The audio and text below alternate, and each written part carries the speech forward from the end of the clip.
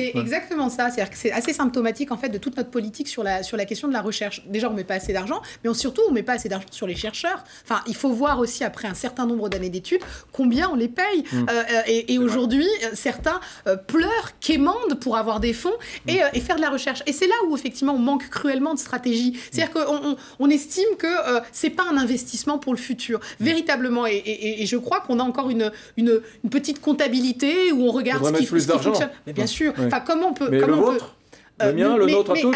Alors, voyez, Eric, c'est toute la question. On emprunte à partir du mois d'octobre, on emprunte de l'argent à des fonds souverains pour payer nos fonctionnaires. On n'a plus d'argent. Mais vous devez mettre davantage d'argent sur la recherche. C'est un vœu pieux, mais c'est pas réaliste. Enlever cet argent et l'enlever ailleurs. Vous savez ce qu'on est en train de faire? On est en train de faire exactement ce qui était censé être le grand débat. Le grand débat qu'on a beaucoup critiqué, qu'on a beaucoup moqué, et j'ai eu moi aussi à faire quelques tacles. Mais concrètement, c'était quoi le grand débat? Où est-ce qu'on met notre argent public?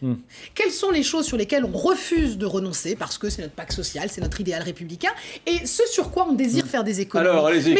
On prend quoi? On prend de l'argent à l'aide médicale d'État pour en mettre sur la recherche? La réalité, c'est pas moi, Rosa Méziane, qui va décider aujourd'hui comment doit être distribué l'argent des Français. Je dis juste qu'on a eu une multitude de propositions. On a eu des gens qui, honnêtement, sont partis dans les mairies, dans les collectivités, ont réfléchi à des choses.